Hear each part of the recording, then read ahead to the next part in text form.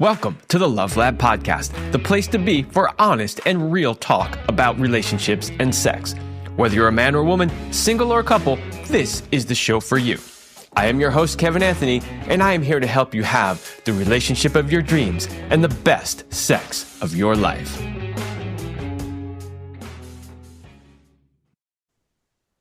All right, welcome back to the Love Lab Podcast. This is episode 341, and it is titled, Can Relationship Friction Actually Make Your Relationship Stronger?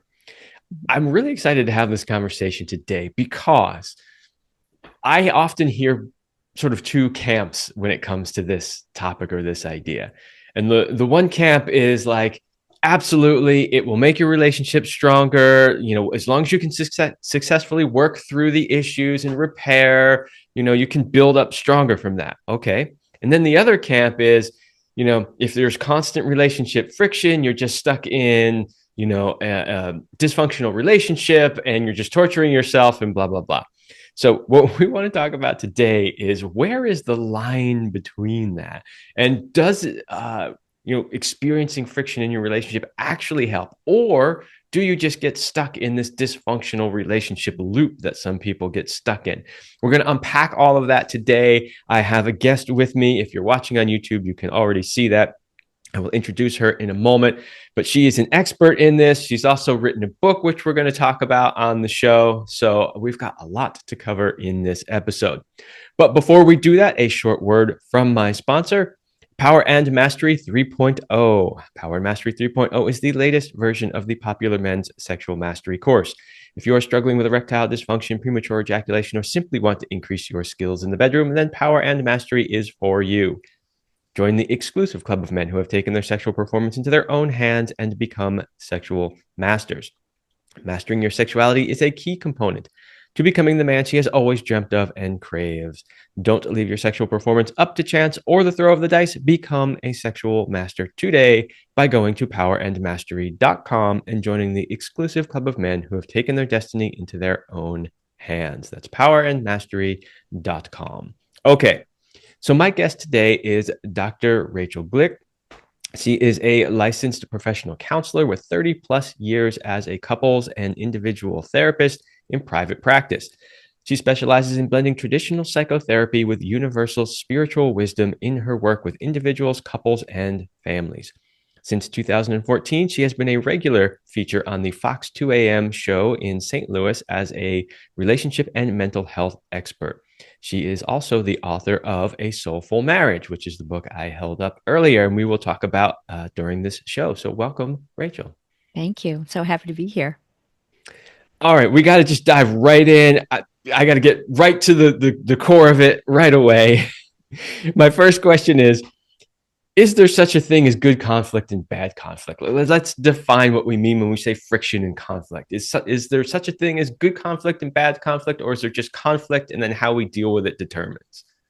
There's definitely good conflict and bad conflict. But the first step is to really reframe.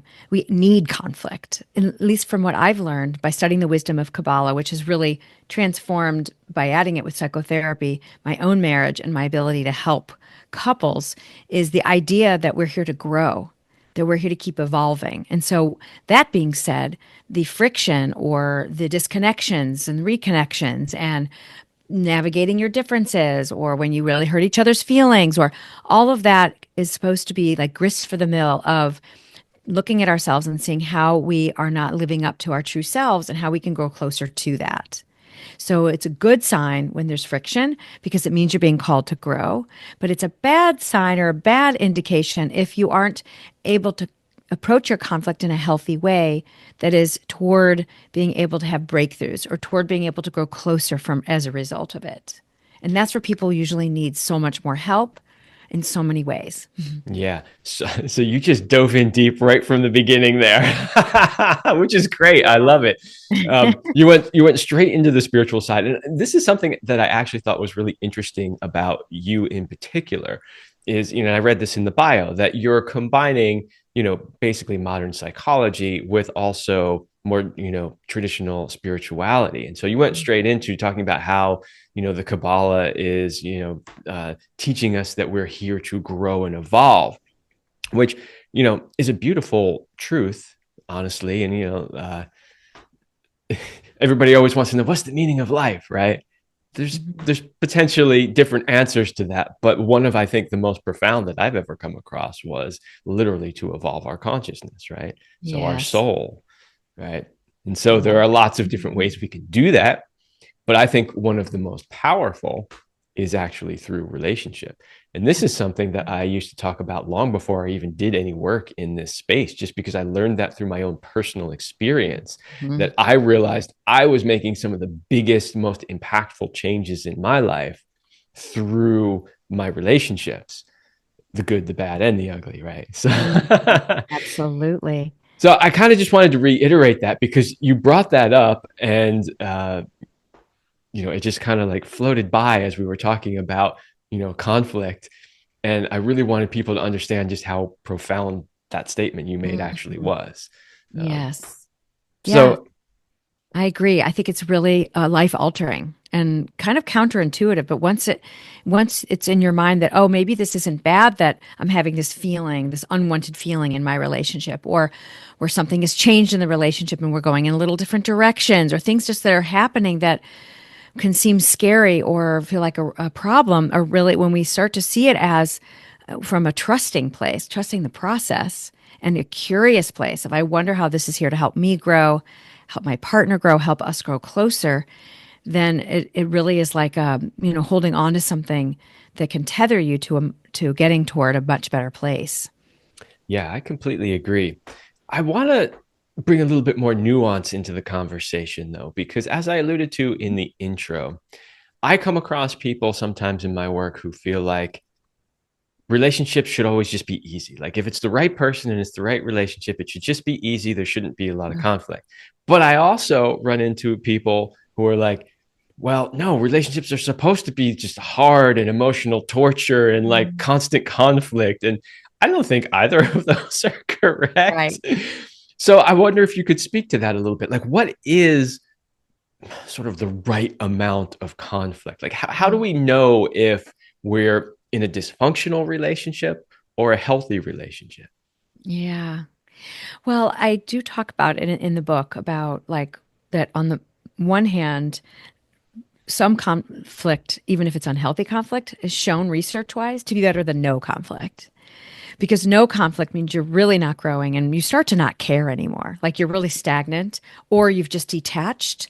And it's like there's this like silent war going on inside that sometimes can end where it's just too late. You're just done. So some like some when it gets heated or that you are impacted by what your partner does or doesn't do means that you're still engaged and you care. So just that's really important. But that doesn't mean, again, the other extreme of that tirades or unproductive, blaming conversations on a regular basis without any movement of understanding any, growth inside yourself or how we can be closer. That's also the other extreme that's not good. And it's just a skill that we do not get trained in, which is how to listen, how to navigate our unwanted feelings in a way that we aren't so dysregulated that we use like these coping mechanisms for a quick fix. And it's really an important training to learn how to get in touch with oneself and navigate what happens when we start getting pushed our buttons pushed. And so I'm in the middle. I'm in the middle. Like I still think it's really good that you have conflict if you're going to choose some extreme, because it means you care. But it's not supposed to be so miserable all the time, And but a lot of people have this fear that if we get disconnected or something is going wrong, then that means we're in the wrong place. I picked the wrong person. We've grown too far apart, and that is just a falsehood. It's natural to go through these phases, and so I would just encourage people to learn how to lean into it and learn how to get more effective as a communicator and as a listener to resolve conflict. And that's the sweet spot. Yeah, I agree. In the middle is definitely it. Some conflict is perfectly okay, especially if you're using it as an opportunity to learn and grow. But too much conflict is not good. I asked you earlier, and you kind of started to go there, but we didn't quite go as deep maybe as I was hoping we would. So I kind of want to come Mhm. back to it, which is this idea of the type of conflict, right? Because, when we say, oh, yeah, some conflict is good, well, some people, their idea of conflict is like, well, we had a disagreement over something. Whereas somebody Mhm. else's idea of conflict might be we had a screaming, raging battle throwing stuff at each other, Yeah. right? So I'm just wondering if we could talk a little bit about when we're saying conflict, what do we mean by Mhm. that? And what would we consider, as a healthy conflict versus an unhealthy conflict? Well, I think all of it can be healthy depending on how you approach it. So even if it's a little something that, like you really don't like the way you guys just, handle the toilet or the or the dishwasher or the, like can seem that can seem like a little conflict. But if you handle it in a way that's very dismissive or controlling or critical, then it becomes a deeper conflict and a bigger problem. So a little thing can become a big thing and could mean something bigger.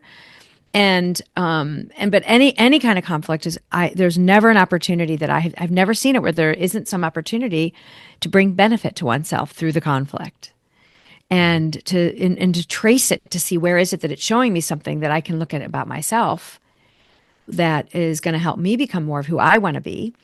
And so the bigger conflicts though can come up are like and I list like I'm very specific in the book. I go deep, but I really like specifics. So there's really both.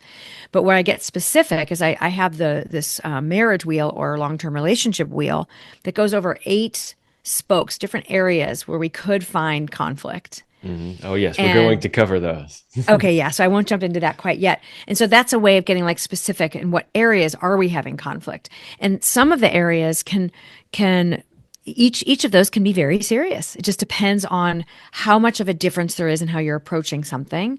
Like let's say it's the way you do intimacy emotionally or physically. That could become a bigger deal if it's really strongly something really important to you and not that important to the other person. Mhm. So it really kind of varies with how serious the conflict is.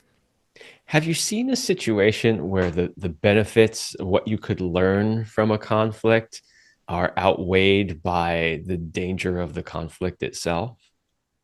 Well, I guess that depends on what you mean by danger. Danger to the future of the relationship, I guess. Is that what you mean? Or Or danger or to, potentially the well, individuals in it? yeah, yes. Well, a healthy conflict is never going to be dangerous for an individual. It means people are being honest, they're owning their feelings, they're not accusing, they're not abusing, they're not being disrespectful.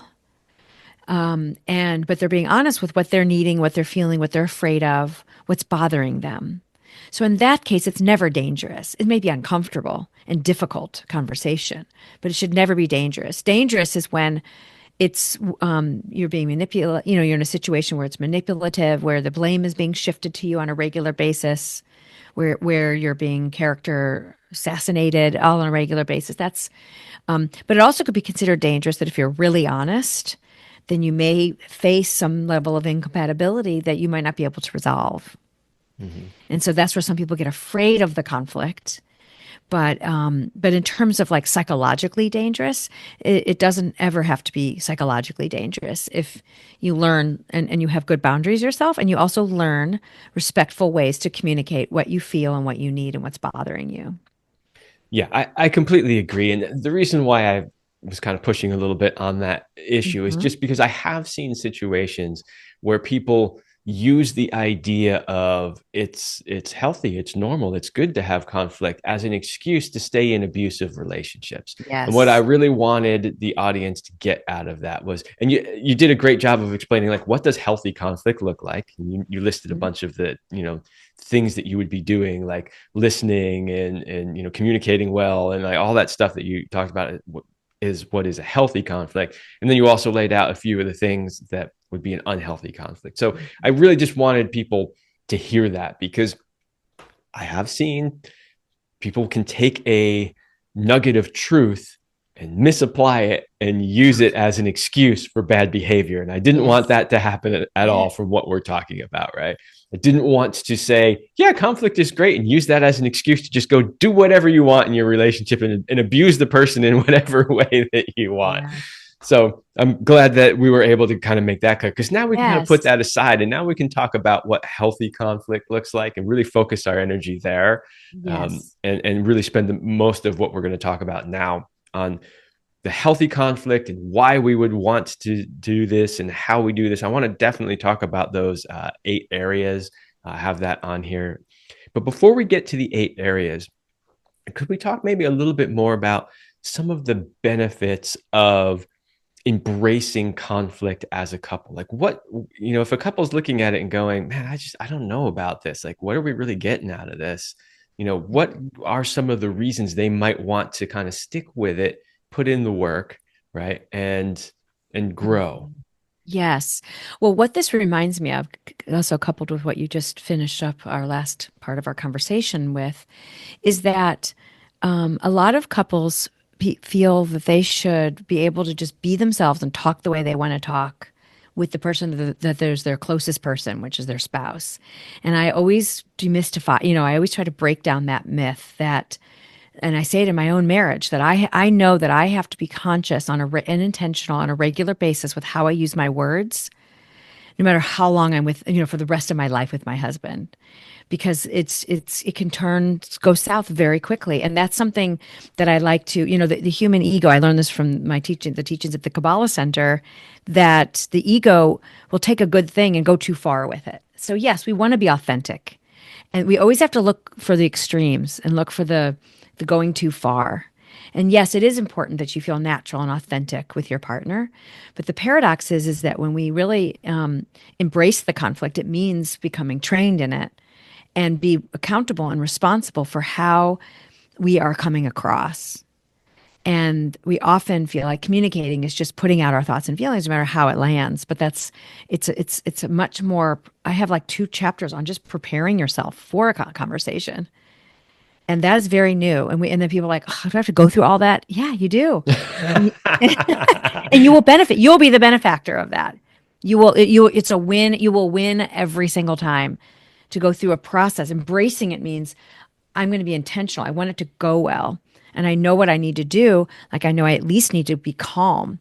And I need to come from a place that I remember and have perspective of what really matters to me. Because when we're angry or when we're scared or when we're feeling insecure, then we forget about so many things that really matter.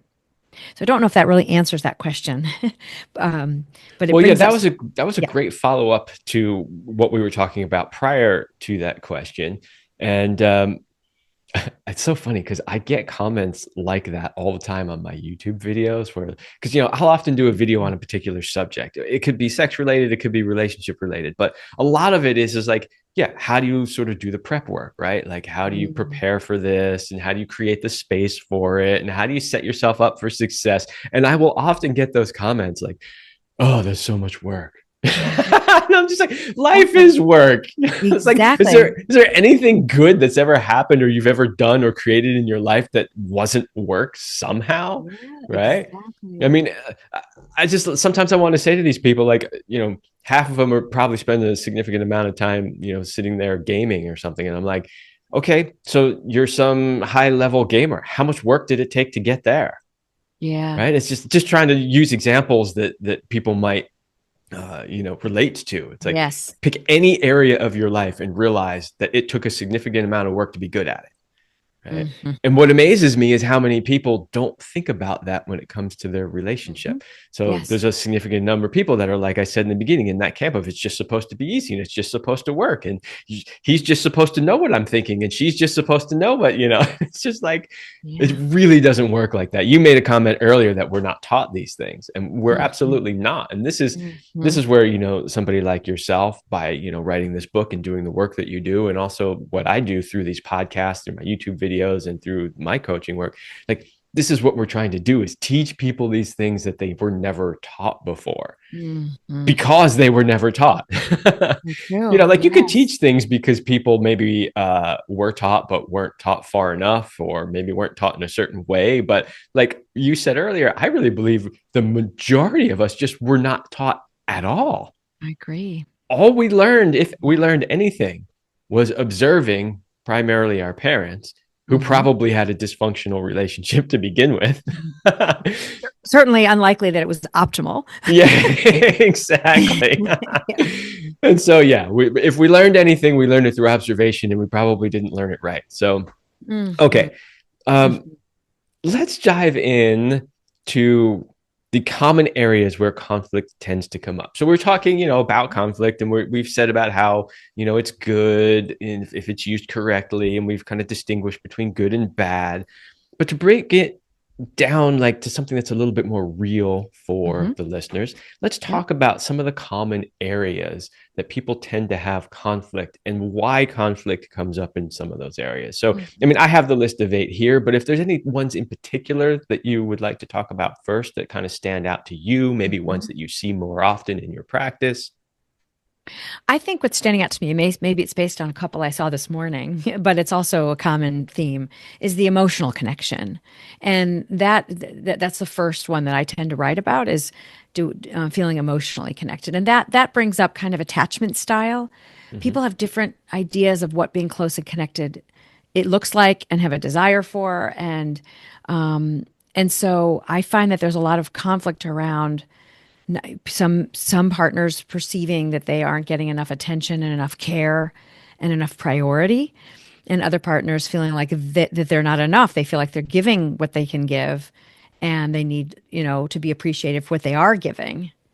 And so when you have a difference in how you view what intimacy looks like and your desire for intimacy, that seems to hit a lot of really hot buttons in particular. It's not a casual, it hits very deeply for people, for partners. How would one go about recognizing they have that difference? Because like one of the things that I see is it's kind of you don't know what you don't know. In other words, you're Yeah. having this conflict, Yep. right? And Mhm. you're not getting what you like, because if we're talking about attachment styles, right? It's like how somebody's showing you love versus how you're receiving it. And it's like if there's a Mhm. mismatch there. Yep. But a lot of times people don't understand that that's what's happening because Right. they tend to look at things through their own lens, right? And so a lot of people tend to say, well, the way I should be giving love is the way I like to receive love, right? Mhm. And so they have no clue or concept that the person on the other side might need something different. So I'm just wondering, like, how can they bring more awareness to that? How can people understand better that there might be a mismatch? And then what could they do if there is one? How do they get more in sync? Yes. Well, it's really, and this is why it's important that I have 4 pillars that are in the book. And the first pillar is your relationship with yourself. And that's really that we're each responsible for our happiness and well being. And what that means is self awareness, that we need to know first, like what feels good and what doesn't feel good. So when you start not feeling good inside, for some reason, usually we act out. We have like protector parts that kick in and try to make us feel better by kind of unconsciously just starting to react in some way. So the first step is really to self-awareness and to listen for, wait a minute, I am not feeling as fulfilled in this relationship, or that just hurt, or that just didn't, I feel suffocated, or I feel controlled, or I feel neglected, whatever that feeling is, to identify what it is. And then you start to be able to and you might need help from a therapist, or you might need help by reading to understand, like, what does this mean. And I'm really big on psychoeducation. Like when you learn about attachment styles, you can start to see, oh, maybe that's why we have a difference. I have a different way that I like to attach or protect myself, and my partner does something very opposite. They might isolate to protect themselves. I need connection to feel safe and grounded. So it starts with self-awareness, and then it's important to communicate, to have this like the conflict is when you're already starting to know it is a sign that something is brewing that is off between us and our connection, but also is pointing towards something that I need to learn more about myself. And so we always want to pause and look inward first to see what is exactly that's bothering me here, and what does it mean to me. What growth area might this be showing in myself? Maybe I have some healing to do from my childhood, where I never felt like I was given the proper attention. I was always invisible because I had an older brother who was an addict, or for whatever reason. And then from there, when you identify within yourself what you're thinking and feeling, you want to own the part of it that may be familiar to you. I think this is about the way I am and what I struggle with. Then you can when you can communicate with your partner in a way that is where nobody is superior to anybody else, that you just want to share what you're thinking and needing and feeling, then you can talk about how you do relationships and how that makes you feel when we're too close or when you're not as attentive or so the next step is to communicate, is to learn how to effectively in a healthy way communicate so that you can identify what is happening, that I think we have a difference in our attachment style. And then from there, you can start to problem solve. But you don't Yeah. want to rush to fix it too soon without really unpacking it and understanding what it means to each partner Mhm. and really making sure you feel each heard, like thoroughly heard and understood. Then you can try to find some common ground. Okay, well, these are some hard boundaries for me. I need some connection, but I'm willing to have my softer boundaries that maybe we can make it a little more intermittent and I can have more time with my friends or do more things that help me feel more fulfilled. That would be like a way to compromise. Yeah. I love that you brought up the part of it kind of starts from within, right? This is a common theme. Like anybody who's been listening to this show for a long time, you know that not only do I talk about that, but so many of the experts that I have on this show say the Mm, same thing. It yeah. always starts from within. You got to do the inner work yourself.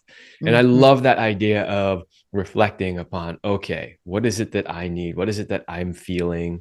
Right. And getting Hmm. really clear on that first.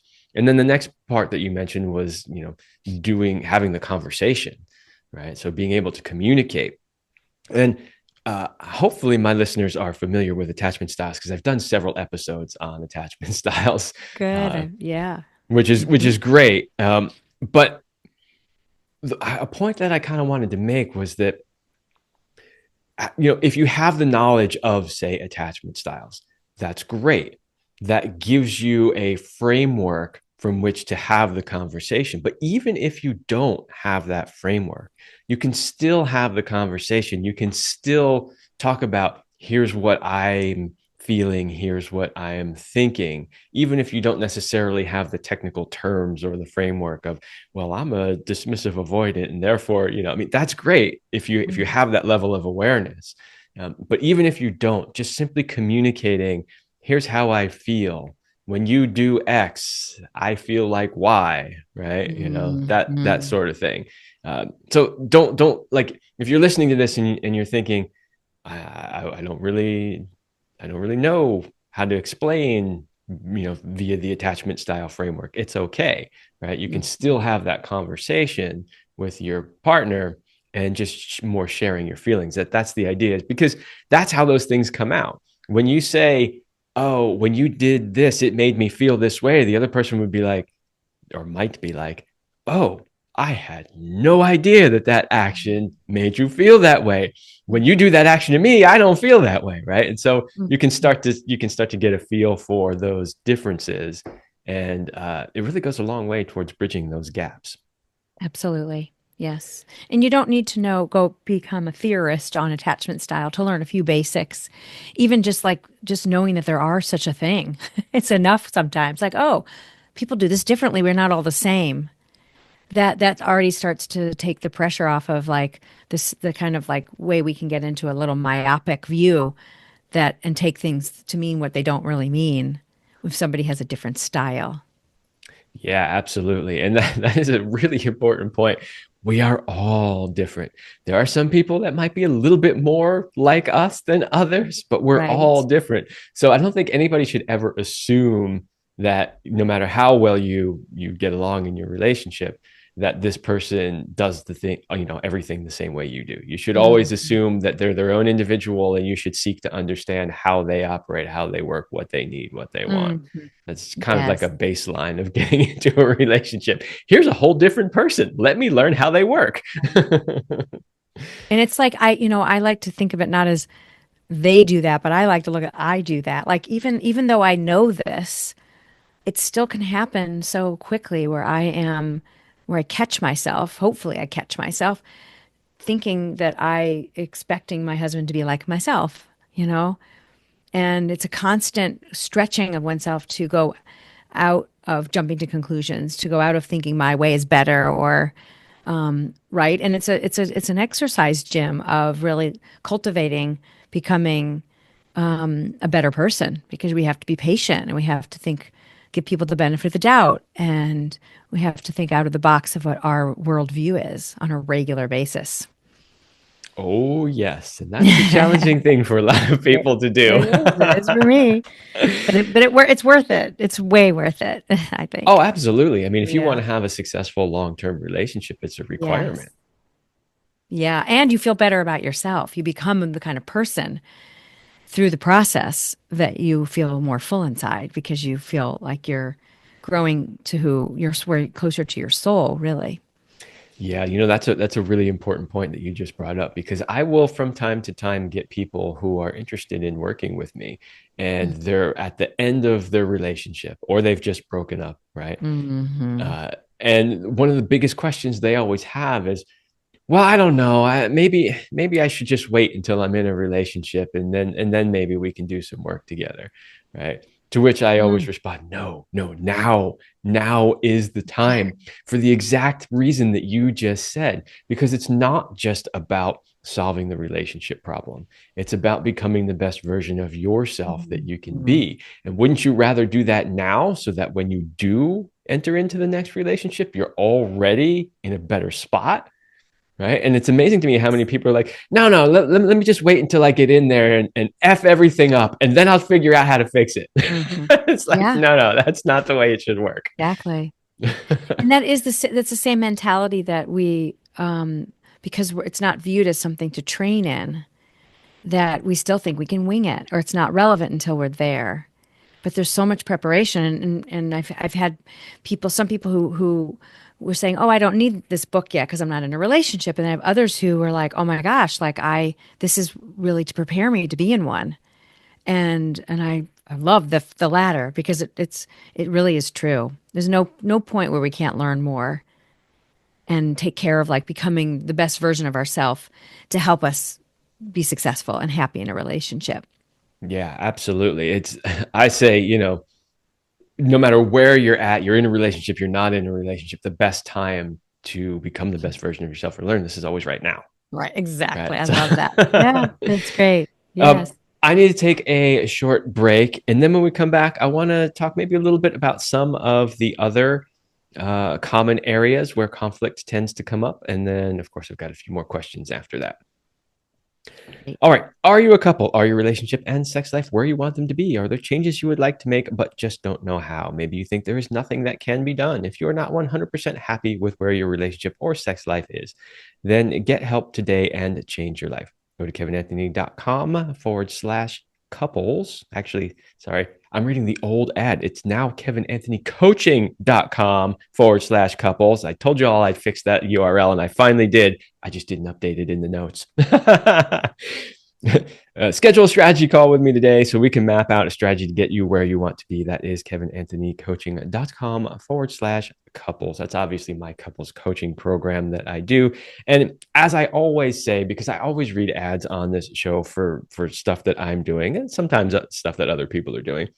But a lot of times it's very similar to what my guests are doing. And I tell everybody on the show, all I really care about is that you get the help that you need. If you're listening to Rachel and you're like, I resonate with her, she's got what I need, please go find where her practice is and hire her. I don't care who you hire, just hire somebody to get the help you need.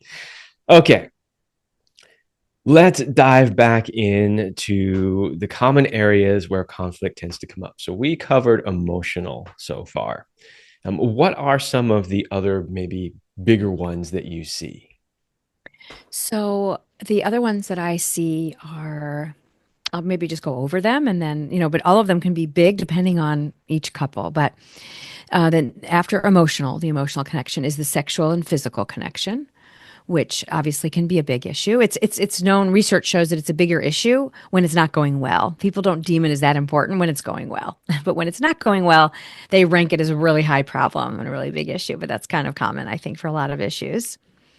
And the next area that can cause either joy or problems would be in your domestic relationship. Like, do you do roommating well? Do you share responsibilities well in the house? Do you feel like you're equal partners? And that can create a lot of resentment when that's not going well together. And so that could be the main thing that couples are facing is that they don't have the same view of how you divide mental load, physical load, emotional load in a home, especially when there's children. And that brings the next area, which is parenting. Do you parent similarly? Do you share the responsibilities well? Do you have similar ideas about bedtime and about how you parent and how much schoolwork versus playtime, all those kinds of things. And then there's community, which is, again, this could be a big problem or it could be an asset. This could be like that you as a whole, that if you have children or pets, like you as a whole form a community. And your in-laws, you form a community. And sometimes it's like why people don't want to leave if they're not, even if they're not happy, or why some people are really unhappy because they're really having issues with how much the in-laws are involved or the way the family does things and doesn't match your values or your views, or can make you not feel like a priority, depending on how your partner handles their family. And then there is your financial friendship. I call them friendships. They're each like a different intimacy or a friendship. Are there secrets? Do you have the same values around that? Do you see it as we versus mine, ours versus mine? And then there is let's see, I usually have one that I have to think a little harder to remember. Spiritual. I don't think we covered spiritual. Spiritual, exactly. Thank you. I always have just one that like I need a little help with. So the spiritual one, it can range anywhere from, do you see politics the same? Like do you see your worldview the same, your values the same? Do you think of something bigger than yourself? Is that important to you in your life? And do you share a similar view of that? And if you're different, are you then supportive and respectful about each other's spiritual path? And the more you're in alignment, the more that can be an asset and can take the whole relationship to a whole new level. So some couples, it could also be about whether they have purpose together. They see themselves as having purpose as a couple, purpose in making the world better. That can also fit under spirituality. Yeah. Are there any of these 8 friendships that you see when they're out of alignment, just there's nothing you can do about it and you need to move on, or are all of them fixable in some way?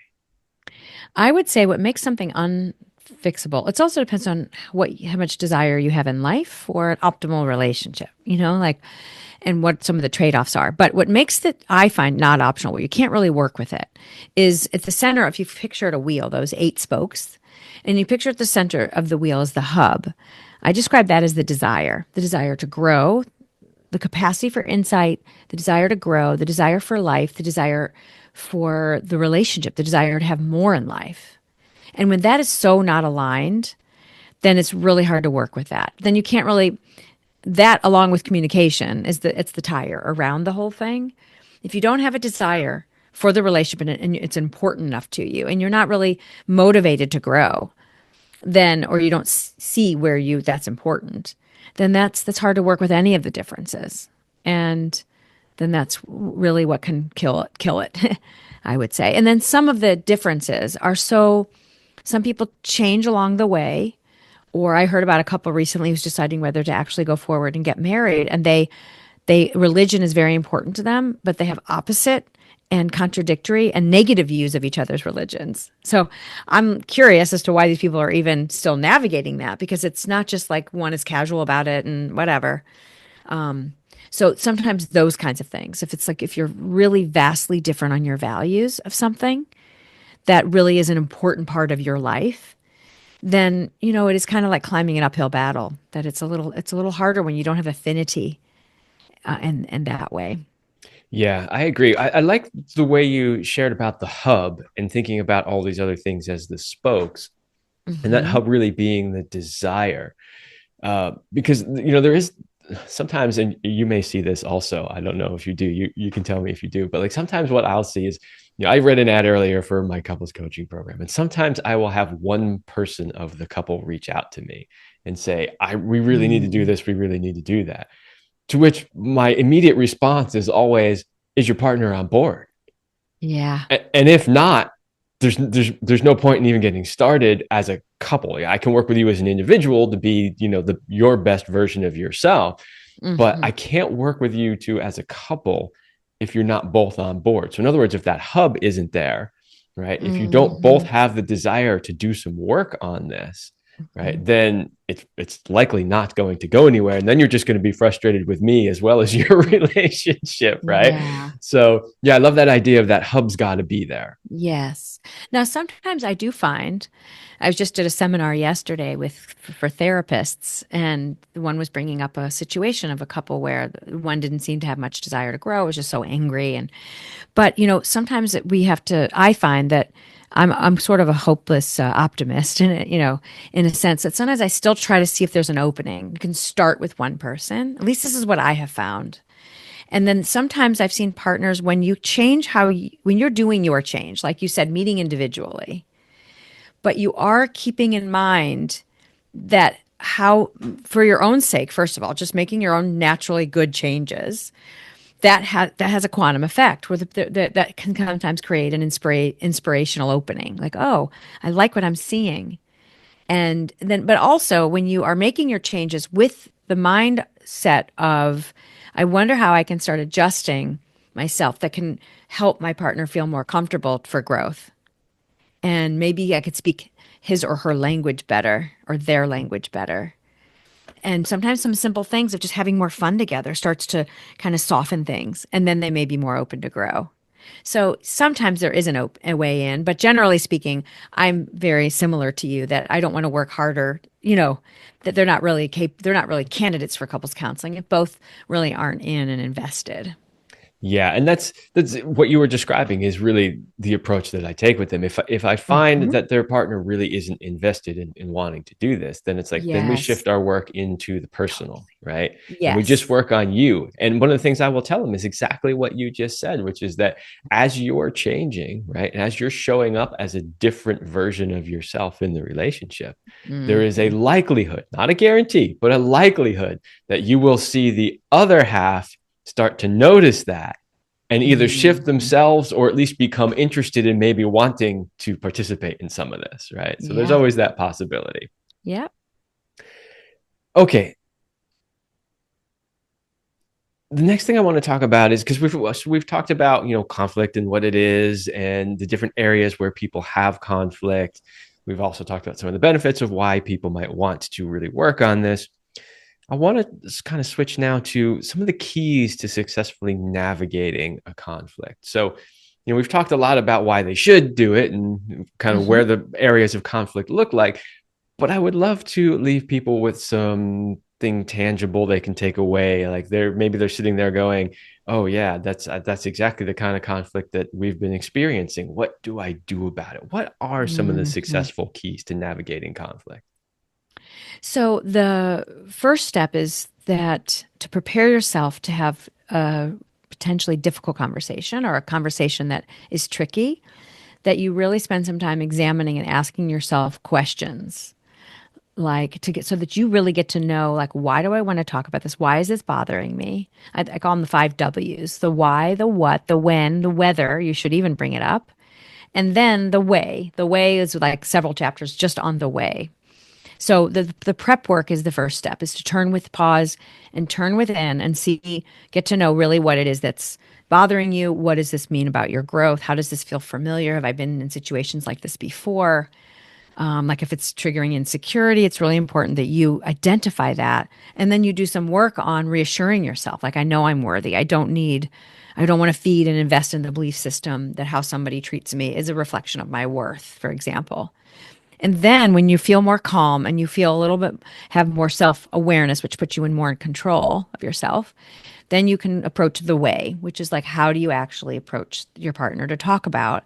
Communication is sort of the key to initially start making some changes. And then you want to make sure that I call it the love seat listening method, where you create an environment that's safe, that each person is going to feel heard and understood. And I get into a script because our ego will jump in and make us think we're good listeners, but we're generally not, all of us. Some are better than others, but it's a trainable skill. And so then when you really make sure you take the time with whatever conflict you're dealing with, that after you get grounded in yourself, that you then become intentional as you approach your partner I would like for us to talk about this so we can actually grow closer as a result of this conflict we're having. And I want to really understand you. And I'd really like for you to really understand me. And then see what kind of breakthroughs we might find. And then from there, how we can find some common ground and how we can adjust, shift things. So it really first has to come by calming down. For sure. I love that you Yeah. brought up the love seat method. That is something I wanted to ask you about. Uh-huh. I'm wondering if you Sure. could describe in a little bit more detail to the listeners how they might be able to utilize the love seat method. Yes. So the idea of, similar to the hot seat, like that's where it came from for me, is like that you want to put each other in the, instead of the hot seat, in the love seat, taking turns. Because when I watch conversations I'm looking at my couch over there, like when I watch conversations unfold, then it's so natural that we aren't really having a back and forth hearing. It's just I'm saying this and I'm responding to you with with an explanation, with a justification, with a So you really need the first step in the love seat listening method is that you're going to be taking turns. That you're going to like, you can even hold an object, something fun and playful. Like you want to also keep it light as much as possible. And sometimes a script makes it already feels a little silly and awkward. It's not normal. So sometimes that's actually good. It takes you out of the rant, the tirade type of energy or the shutdown type of energy. That there's going to be room for both to speak. So the taking turns is key. And then when you are the speaker, you want to make sure you decide who's going to go first and you get into an environment that's not too late at night. I have a whole list of like, from a handout I give my clients of like, what are the ways that you can set yourself up for more success with the conversation? And so you don't want it to be late at night. You don't want to be drinking. You don't want to like start stacking a bunch of issues on top of each other. But you want to decide who goes first, and you want to sit in an environment where you are as much knee to knee and eye to eye as possible, because it reminds us this is a human soul who I adore underneath it all. And I'm just mad right now, or I'm just scared right now, or whatever. So then when you're if you're the speaking partner first, if you're in the love seat, if you're the love seat partner first, then you want to use language that doesn't trigger defensiveness. So you want to say, I feel this bothers me when, I need this, I'm scared that, come from vulnerability and not from attacking. And what I want to try to share that it's important for me that you hear is blank. How I perceive the situation is blank, kind of thing. And then the listening partner is to simply start with just repeating back what you heard. You don't have to get fancy about it and get deep, or just initially just so what I thought I heard you say is, and be tentative, because you don't want to assume you know more than them on themselves. So what I heard is that you feel really neglected, or you feel like I'm attacking you all the time, or whatever the case may be. And what you really like is blank. Did I get that? Is there something I'm missing? Is there more? And then, you can move to a little bit more advanced, which is to reflect feelings. That's more empathy. So I sense that maybe you're feeling this and that, or then you really want to normalize it or validate it. That makes sense. That doesn't feel good when somebody da da da da da, or when you feel alone. That's a terrible feeling. And then you can see in the body language if they relax, the venom is out of the eyes or the tension out of the shoulders. When you feel heard, you feel loved. It's the same thing. And then you switch. And then you say, is there anything else? Can we switch now? You can set a timer even so that it doesn't go on too long with one person, knowing that you can keep switching back. And then you say, okay, now I would like to hear from you. How do you perceive the situation? What would you like me to make sure that I hear about your feelings and your needs, and how you look at this? Yeah, that is an amazing practice. And I think, if the only thing that people listening to this take away is that practice, they've already significantly Mm, improved their relationships. So yeah. thank you for sharing that. It's hard to do. I want to reiterate that. Don't feel like discouraged if you fail at it. I even struggle with it, and I teach it every day practically. But it really, but keep trying at it. And you can, I list it, it's a thorough thing I list in my book, and as well, that, it's like a roadmap of how you can walk through the steps. Yeah. And, it's as you were describing it, there's like, oh, I really want to point this out and point this out. And I'm like, we just don't have time in the I show. know. But like you said, it's not necessarily as easy as it sounds, because there's Yeah. little pitfalls in there, such as like, one of the steps is to repeat back, right? And the way you said it is the proper way to say it. Okay, what I heard you say is, right? As Mhm. opposed to it's my turn to repeat back and I go, okay, so what you said was, right? Mm. Because you don't Yeah. know, Yeah, right? So exactly. there's little traps in there that you can get Exactly. caught in that can make the process more difficult. So as Yep. you said, you've really outlined it here in the book, right? So if you really want to know the details of that process so that you can refine it and really get it down, then for sure buy the book. And like you said, just it's going to take practice. It's going to take Yeah. practice. And there's going to be urges there to want to like, I really want to respond, right? Exactly. You have to learn to Exactly. resist those. And that the ideal is get to a place where this happened with my husband and I together a couple of months ago, where we actually then can start softening and asking each other questions like, so what do you think the growth is for you in this? Like, what might this be of benefit to you? This is where it kind of adds a dimension that I haven't seen out there, that I've kind of mixed other communication styles that are my favorite and then added, that then you can open yourself up to support each other, to care about each other's souls, to see, well, how is this helping you perhaps go to your next level of growth for you personally here? And I can share with you what I think what this is about for me when I really slow down and examine myself. Then you feel again like you're on each other's team. You're not like against each other. You're here to support each other. Yeah, And that absolutely. takes it to such a quantum level of appreciation and depth and oneness. Yeah, that is really that's so funny. That's a theme that has come up through like the last several episodes of this show, this idea of working together as a team.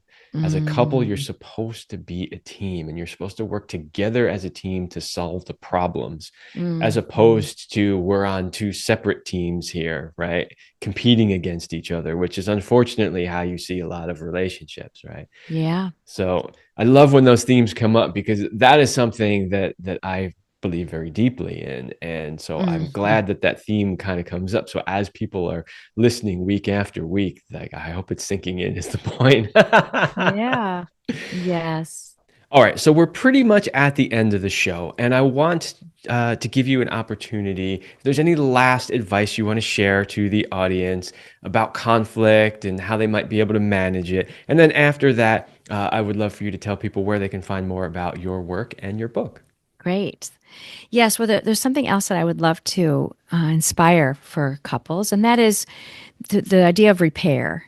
That while we are going through conflict, that there's a lot of things we can do to take it further to heal what happened. And sometimes incidences occur, we really need to repair it. And that's really by taking accountability and really hearing how you impacted them with something that you did and making sure that that's thorough. And there's also something that I love that I have a whole section on called reassuring statements. And there's so many things that we can say, even when we have to bring up something that's difficult to say or for maybe to hear.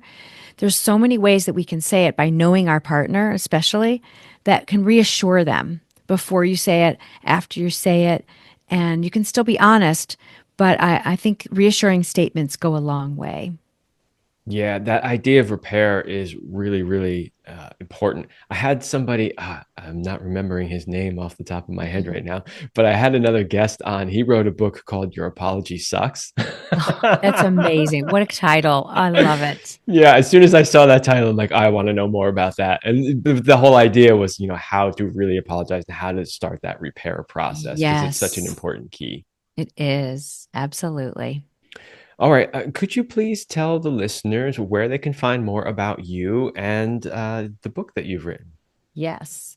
So you can see I have a website, drrachelglick.com, and there's no C in Glick. It's just drrachelglik.com. And then I have a media tab and I have a book tab. And in the book tab, you can see like 5 different places where copies are sold, but Amazon, Left Bank Books, and a local place, Barnes and Noble is what I meant to say, and a couple other places. And yeah, those are the places that you can get the book. Awesome. Well, the link will be in the description, of course. Great. And I was sharing with Rachel before we got on the actual show here that I haven't had a chance to read the book yet, but I have had a chance to go through it. And from what I've seen so far, it looks really great. And I'm actually excited to read it myself. So, um, I think there's going to be a lot of great information, and from what you've already shared on the show, I'm sure that there is. So I highly recommend to people that if they are experiencing difficulties in the relationship, or they just want to know more about this subject as a way to grow and be better in their relationship, to pick up the book for sure. Thank you so much. Well, Rachel, thank you for coming on the show. I appreciate you coming on and sharing your knowledge and your wisdom with everybody. My pleasure. Really appreciate you having me. All right, everybody, that's all the time I have for this episode, and I will see you next week.